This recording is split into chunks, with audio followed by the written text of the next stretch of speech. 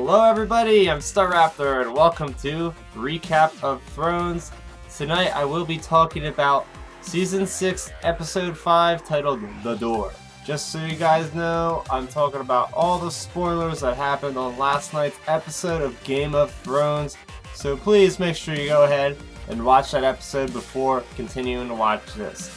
Okay, you guys ready? So let's start with the rundown.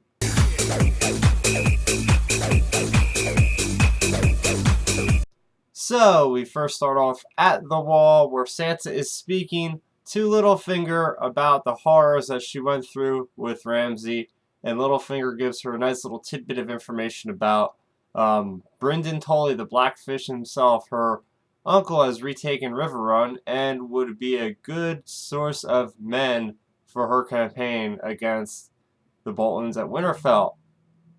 And later on in the episode, Sansa and Jon set out from Castle Black to reunite the northern houses, the smaller houses, and Brienne is actually going to treat with Brynden Tully. So, that is what happened in the wall this week. And next up we have Braavos. So we have Arya Stark continuing to train, now with her vision granted back to her by Jaqen H'ghar.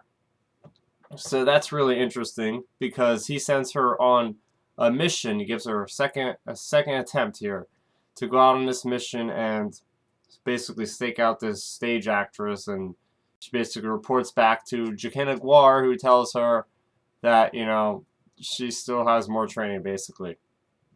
Moving on, we have Beyond the Wall, which was honestly the biggest part of the episode. So we have Bran in a warging state all the way back to the first men thousands of years ago, finds out how the White Walkers were created by none other than the Children of the Forest, who, you know, created the White Walkers to kind of fight the first men because they were being slaughtered by these people. And later on in the episode, we go back to the cave, and we find out that Bran he went without the instructions of the Three-Eyed Raven into a dream again, and made his presence known by the Night King. So then he gets discovered, and then the Night King comes with all the whites, I guess you can call them, and they attack the cave, and Bran and Hodor and Mira have to escape. Unfortunately, Hodor makes the last stand, and like I said, I will get into that later on in this episode. Next up, we have the Iron Isles. So we got the Greyjoys back in action. They're going to be a huge part of this season. So we left off and picked up right where the King's Moot is occurring. So we have the election. It's kind of interesting, an election democracy kind of the Iron Isles picking who will now be on the Salt Throne. So we have Yara that makes a claim, but then she is quickly thwarted by her uncle Euron, who's been gone for a long, long time.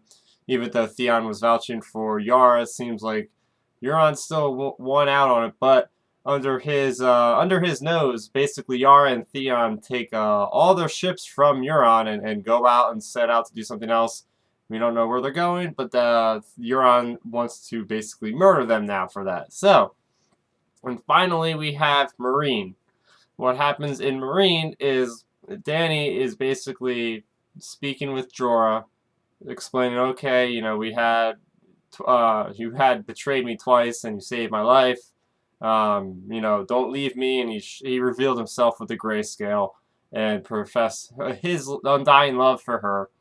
And also we had Tyrion and Varys, who their plan from last week, you know, given 7 years for the slave masters in Yunkai, Astapor, and Volantis to kind of slowly, you know, come back without having slaves, and it seems to be working. But they asked for the help and the assistance of another priestess of the Lord of Light.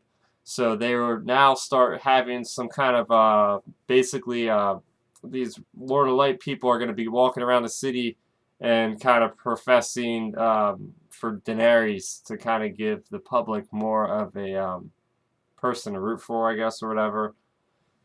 And that is going to do it for the rundown this week. So I will speak about my strengths of the episode, what I really enjoyed. So first off, I really like how Sansa is definitely becoming a much stronger character. I mean, she's really come a long way since season 1, where she just came off to me as like a really bratty, spoiled brat, basically of a noble person. But getting in front of Baelish and just using Brianna's like intimidation, kind of just saying like, look what you put me through. Like I am never gonna forgive you for this.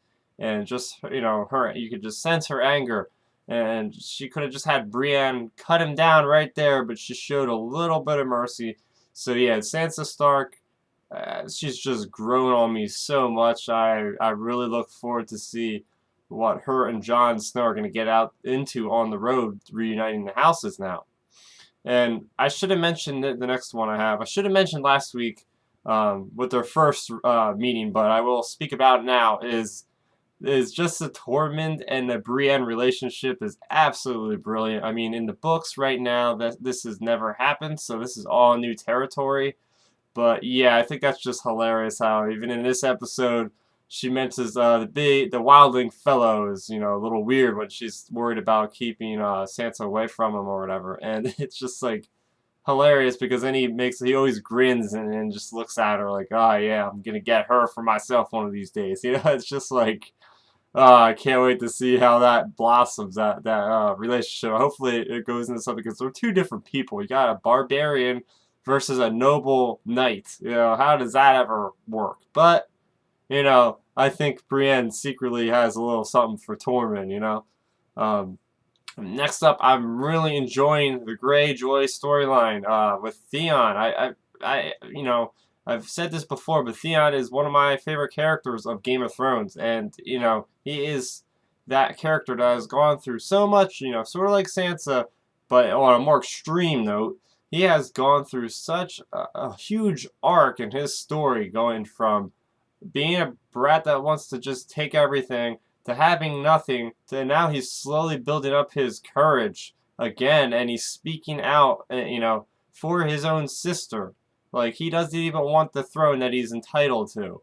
He is, giving it to his sister to lead, and then speaking up for her in front of Euron and all these Greyjoys. And it's just that I give mad props to Theon for coming back out of his shell and just manning up. And yeah, I can't wait to see where these guys go. I really have no idea where Theon and Yara will go.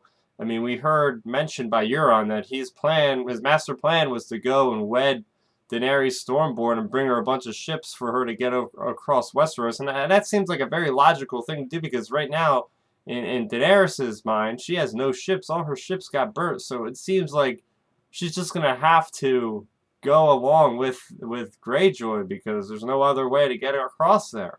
So, but in terms of Theon, I guess maybe they'll go to the Starks and help them take the Boltons out. I doubt it, but I really have no idea where they're going. Do you guys have any insight? Let's see it in the comments below if you think you know what's going to happen. And I also really liked the whole initiation of Euron Greyjoy as the king of the Iron Isles. That whole creed that was playing in that kind of montage, kind of cut back from Theon to Euron being baptized. That whole creed of the Drown God by Aaron Dampere. That was really cool. I'm a huge Greyjoy fan, as I've said before to you guys.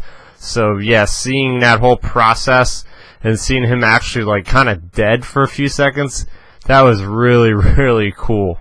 And also moving next is Dany speaking with Jorah. Now this definitely pulled at my heartstrings a little bit.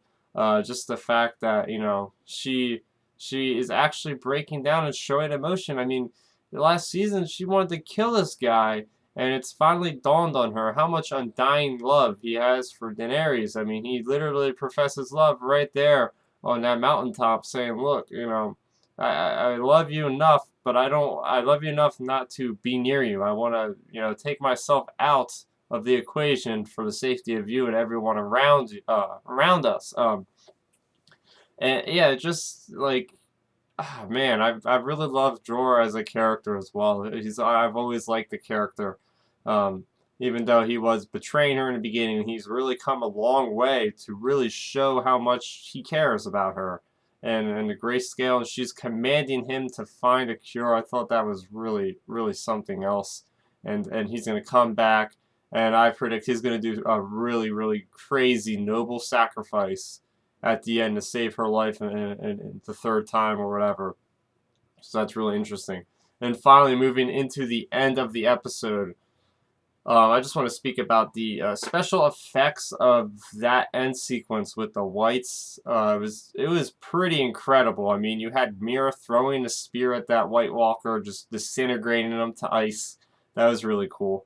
Although I didn't understand why the child of the forest literally stabbed that guy, didn't nothing happened, and Mira took up another of the exact spear and threw it, and he turned to ice. So I was like, okay, I don't know why he's not melting the first time, but okay. Um, but then yeah, that just the fact that all those whites, that was really cool when they are all coming through that tunnel, and you just see them crawling on like the ceiling and the sides, just coming at you. That was a really cool image, and yeah, and also the going back a little bit, the revelation that the White Walkers are created by the children of the forest. I want to elaborate a little bit more on that. Yeah, that's pretty interesting. Yeah, this whole concept of creating man to fight man, and now they're fighting back again. I mean, I didn't see that coming. I thought the White Walkers were more or less like natural beings that were always there from the beginning. That kind of just been only in the north because they can only survive in the north. So that was pretty interesting. Um, and finally that last sequence with Hodor, man, that was something else. I mean, honestly, that was one of the saddest things I've seen in the series so far. The whole Hodor holding the door for Bran, and for him to control Bran long enough for them to get away. I've watched the episode twice now, and I mean, seeing it for the second time, I was just as emotionally moved, and it was really, I mean, there's some shocking deaths in this series that, you're like, oh wow, but this one, the way the music was, just the way that Hodor was as a person. I mean, we never heard this guy say anything but Hodor, and to have such an emotional impact, like, that's insane. Like, he was just standing there holding a door. Like, I'm honestly getting a little teary-eyed just thinking about it because, damn, man, what a presence Christian Narn had on that character. He brought so much life to that character that you couldn't express in words, that he expressed in gestures, and just that whole time, Bran had planted that seed in his mind. So this gets me to think, like, wow, Bran can affect like the storylines so far back that it affects other things. Like, he could change the future and the past. Like, it was so mind blowing to figure that out. It was really just absolutely, like, I was like, what? Like, it's just insane to think about that kind of change he can permit in the timeline. And speaking of the whole last sequence there, I will move on to one of the weaknesses I had to do with the Children of the Forest, the creating of White Walkers part. I feel like at the end there, like, they had no effect, if you know what I mean. Like, they just didn't really, like, okay, so you guys created the White Walkers and you knew about them being a threat, but why aren't you doing anything about them in the years and years past? Like, they're gonna come and attack the wall. What are you doing just hanging out at this cave? Like, I mean, is there any more Children of the Forest? Now they're all killed. It's like you would have think they would have had like a what is it called, like a shut off, a kind of like a shut off switch or something. Like, oh, if you say these words, the White Walkers will all die. I mean, that would be really cheap, but I would have liked to see them get more information out of these Children of the Forest. Like, and why did they just say this now? Like, why did the Three-Eyed Raven just show Bran this now? Like, that was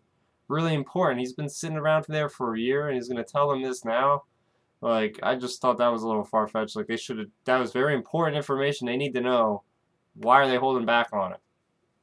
So, that was basically my strengths and weaknesses. And moving on to my quote of the episode, guys, I couldn't do anything else but hold the door. I mean, it's just like all these years knowing, through reading the books and watching the TV series, I never had any idea that Hodor would just mean hold the door. And it's just like I said before, absolutely mind blowing. Every time I hear Hodor, I'm gonna like instantly have that image in my mind when he's holding the door shut. Like it's just such a tragedy. I mean, honestly, like I have this shirt that says Hodor on it. Like, oh man, every time I see that word, it's gonna just bring on the feels. So yes, this was another great episode. Like this series, this season has the potential to be the best season of Game of Thrones so far.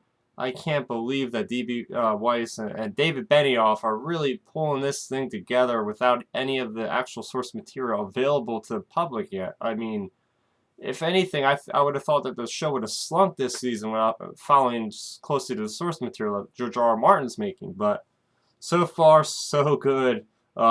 Next week, we're going to have an episode 6, titled Blood of My Blood. So, we're going to get a lot of Daenerys action, I assume. So, that is going to bring me to the end of this episode.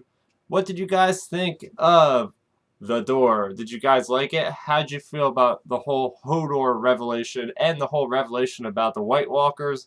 Let's continue the discussion in that comment section below. And guys, make sure you give me a thumbs up if you like this episode. Also, subscribe to my channel because it keeps you updated on everything I upload very easily and conveniently. I also uploaded currently This Week in Star Wars Canon. It's a weekly Star Wars show I do. I talk about all the canon coming out, books, comics, TV, anything just like that. You can also follow me on Twitter at StarRaptor, as well as like my Facebook page of StarRaptor. One final thing, I am on a weekly music podcast called Audio Addiction, and we also started doing album reviews as well, so check our channel out in that card. Thanks for watching, guys, and what's dead may never die.